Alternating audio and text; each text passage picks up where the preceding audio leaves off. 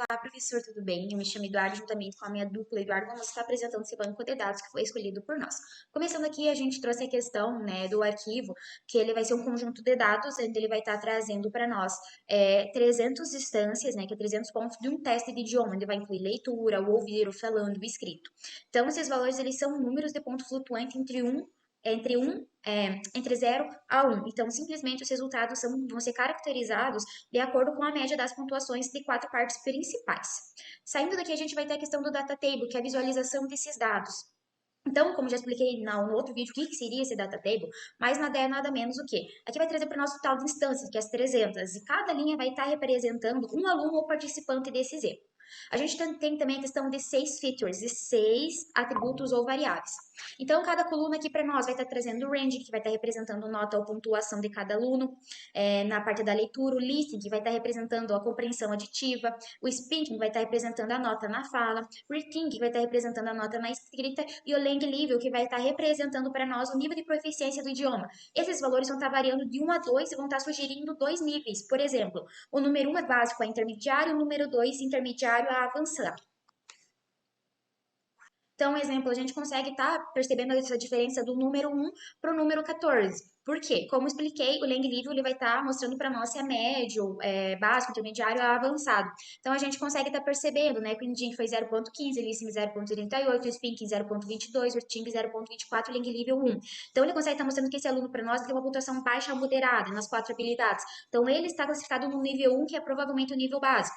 Já o número, aqui o 14, ele traz para nós dados mais avançados, o Lang Level dele é o número 2. Então, a gente consegue estar percebendo que esse aluno, ele teve notas mais altas e está classificado no nível 2, que é o mais avançado.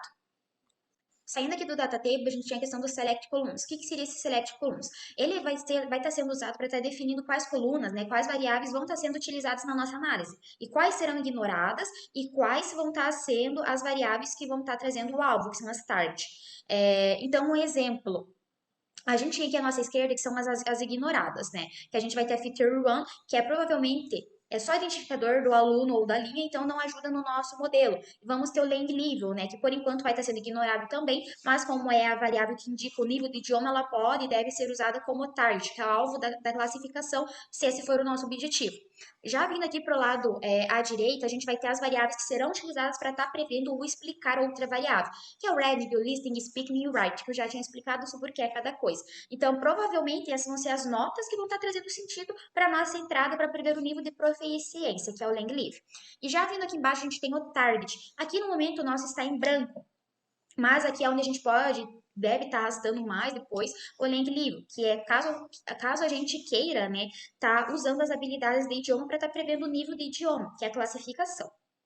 Saindo dali, a gente tem o pre-process. O que seria o pre-process? O pre-process é usado para estar preparando os dados antes de aplicar nos algoritmos de aprendizado na máquina. Então, o que está sendo aqui? A gente está usando a função para estar normalizando ou padronizar os dados numéricos. Então, ou seja, a gente vai estar ajustando as escalas das variáveis para que fiquem mais comparáveis entre si. Então, essa opção selecionada aqui que a gente deixou, ela vai ser que cada variável terá a média de 0 e o desvio padrão de 1. Então, ele é o tipo de normalização mais comum, especialmente útil para a gente estar definindo algoritmos que dependem de distâncias ou estar garantido que uma variável com valores maiores não domine a questão da nossa análise. Aí, saindo dali, a gente tinha a questão do nosso K-means. O que seria o K-means? Ele é usado para estar fazendo agrupamento, clustering, né, dos dados, ou seja, ele vai estar dividindo os alunos em grupos com características semelhantes, com base nas notas que igual eu apresentei antes, que é o ranging, o listening, o speaking e o reading. Então, explicando os elementos que tem aqui na nossa tela rapidinho. A gente tem o Number of Cluster, que é o quê? Ele vai estar configurando para nós, para estar testando de 2 autoclusters e o programa está mostrando qual número de cluster tem o melhor desempenho, que foi o que eu configurei aqui. A gente tem os agora eu não me consigo aqui, Shield Scores, que é a nossa direita, e vai estar mostrando a qualidade de cada agrupamento com base nos números de cluster. Então, quanto mais próximo de um, melhor agrupamento. Então, a gente obteve aqui, né, que o número 2 foi o que obteve o melhor agrupamento, que foi 0,532. Então, o que a gente consegue estar percebendo? Que o melhor número de cluster para esses dados é o 2, ou seja, 2 grupos bem definidos de alunos com perfis diferentes de habilidades. Saindo dali, a gente tem a questão, né, do gráfico de Wrote Plot aqui na nossa plataforma do Onge. Então, ele vai ser usado para estar avaliando a qualidade dos agrupamentos, que é os clusters, criados por algoritmos como K-means ou a hierarchical do clustering. Então, cada gráfico vai estar trazendo para nós o quê? Cada barra ela vai estar significando para nós, vai estar representando um aluno ou instância. E vai estar medindo para nós o quanto ele está bem agrupado com os outros no mesmo cluster. Então, a pontuação vai de -1 a 1. Então, o próximo de 1 ele está bem agrupado, o próximo de 0 ele está na fronteira entre dois grupos e o negativo ele pode estar no grupo errado. Então, aqui, só para traduzir rápido, que nessa primeira imagem a gente tem a questão que vai estar se referindo ao cluster 1, que vai ser a média do grupo vai ser 0,503 e as barras mais consistentes, mais com algumas na ponta baixa, né? São alguns alunos com baixo valor de Chihuahua também. E já descendo mais para baixo, a gente tem a questão da imagem vermelha, né? Que ela vai estar trazendo para nós. Vai estar se referindo ao cluster 2, é o cluster 2. Então, a média do grupo vai ser 0,572, indicado aqui no canto para nós. Algumas barras estão menores, abaixo de 0,3, indicando que alguns alunos desse grupo estão mal agrupados, que é aqui.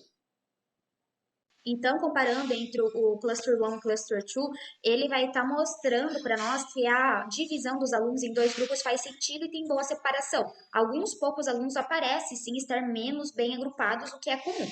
Aqui a gente pode estar selecionando outras coisas, mas como o tempo é curto, eu vou estar explicando somente ali da questão desse Euclidean.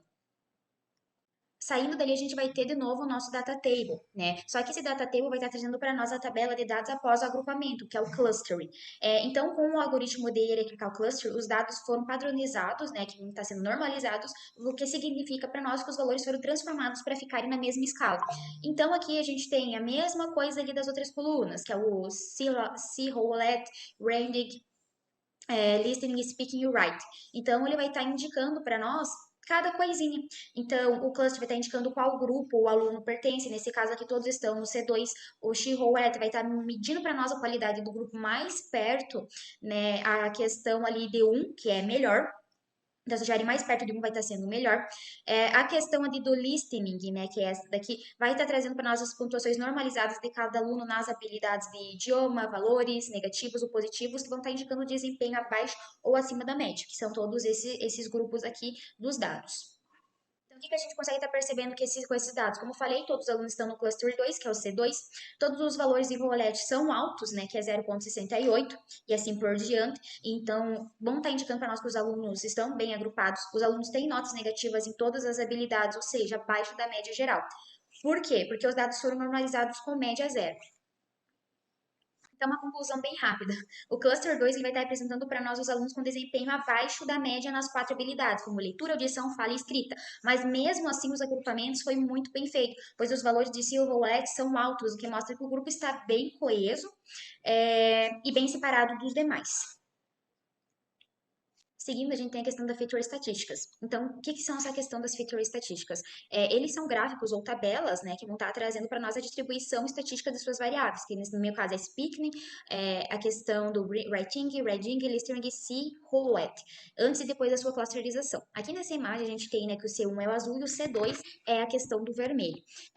Então, a gente consegue estar percebendo, né, como cada cluster se distribui nessas variáveis. Um exemplo, na variável do listening, ele vai estar trazendo para nós a questão, o cluster 1, né, que é o cluster azul, tem mais amostras com valores mais altos, enquanto o cluster 2, que é a questão do vermelho, ele vai estar mais concentrado nos valores mais baixos. Então, nas outras variáveis, como speaking, writing, branding, vai estar trazendo para nós os mesmos, os clusters têm as suas distribuições diferentes. Então, a gente consegue estar percebendo que esse algoritmo ele dividiu para nós os dados em dois grupos bem distintos, que é o C1 e o C2. O índice de silhueta varia ali em 0,65, né?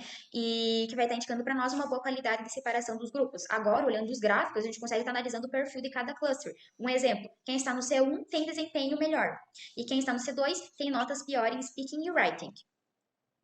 Então, com isso, a gente consegue estar fazendo uma clusterização bem separada, com um bom índice de silhueta, e agora a gente pode estar começando a interpretar quais características principais de cada grupo. Como o tempo é curto, a gente poderia selecionar várias outras aqui para estar fazendo o acompanhamento, mas como o tempo é curto, eu expliquei somente essa aqui do cluster para estar ficando mais rapidinho. Então, dando continuidade à fala da Eduarda, Agora a gente vai fazer o cálculo do Hierarchical Clustering. Para fazer esse cálculo, o primeiro widget que a gente usa aqui é do Distance. O Distance, então, a gente vai usar o que? O Rows. Que o Rows ele vai ser usado para comparar a dissimilaridade entre os alunos. Cada linha ela representa um aluno. A distância métrica, a primeira que a gente vai usar aqui é a euclidiana. Então, abrindo aqui o nosso Hierarchical Clustering, as ações, então, vai ser o selecionado. E no Hate Ratio, a gente vai definir aqui em 40%. E colocando esse 40%, a gente percebe que ele vai formar grupos, 3 grupos aqui. A gente só vai conseguir saber se esses grupos eles são coesos entre eles se a gente abre um Silhouette Plot. No Silhouette Plot, a gente percebe aqui, aqui é interessante a gente acompanhar os dois, né, a distância e o Silhouette, porque aqui conforme a gente muda a distância métrica, ele vai mudar aqui também. Depois a gente vai fazer o cálculo e decidir qual a distância mais adequada e que fica mais coeso esses grupos. Então, a gente percebe que no euclidiano ele forma 3 grupos aqui, bem coesos entre eles, apesar de que o C1 ele tem alguns alunos aqui que eles escapam da média, mas em geral ela vai formar 3 grupos, e a gente percebe que o euclidiano, o normalizado e o euclidiano, eles não mudam entre eles, e tem o Manhattan também, que ele vai formar 3 grupos aqui mais coesos. E a gente vai perceber que essa distância métrica, o Manhattan, ele vai ser o mais adequado. Porque a gente fez os nossos cálculos aqui e a gente percebeu que a média e a soma do Manhattan ele é maior do que do euclidiano. As outras métricas, elas não se adequam muito, porque ela vai formar grupos muito diferentes entre eles. Tem o cosine, Pearson absolute, Spearman e Spearman absolute. A gente percebe que esses outros eles formam grupos bem pouco coesos, então aqui a gente fica mais entre o euclidiano e o Manhattan. Como o Manhattan foi o que deu essa soma maior, então vai ser esse que a gente vai usar. Agora a gente vai fazer um select rows em cada grupo e ver como que cada grupo está separado. O que faz com que esse grupo ele pertence ao C1, ao C2 ou ao C3. O primeiro que a gente vai fazer aqui, a análise é o C1. Então aqui no C1, a gente percebe que as médias de reading, que é a leitura, listening, speaking e writing, são médias boas, que estão próximas a 1 ou ainda maior. Então a gente percebe aqui que talvez esse seja o grupo com as maiores médias. Nós vamos olhar outros grupos e ver como que eles estão divididos. Então aqui no 2 a gente usou o C2. E esse grupo aqui ele já apresenta as médias bem baixas, bem considerável a diferença com o grupo 1. Então, todas as médias aqui elas são negativas, né? Então, aqui talvez se configure um grupo com as médias mais baixas. E no último grupo, o C3. O C3 ele já apresenta como se fosse um grupo intermediário. Então, todas as médias aqui de leitura, de fala, de escrita, estão próximas a zero.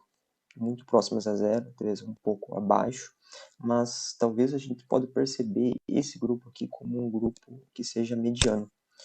A gente fez as contas, então aqui na planilha a gente fez as médias, a gente colocou aqui na planilha. Eu fiz até aqui do lado uma média entre cada grupo e dá para perceber exatamente isso que eu tinha comentado. O grupo 1 é o grupo mais excelente, vamos dizer assim, que tem as maiores médias. o grupo 2 ficou com as médias mais baixas aqui, e o grupo 3 é um grupo assim que é mediano. Então a gente percebe que o clustering aqui ele funcionou muito bem em dividir em 3 grupos que são bem coesos entre eles.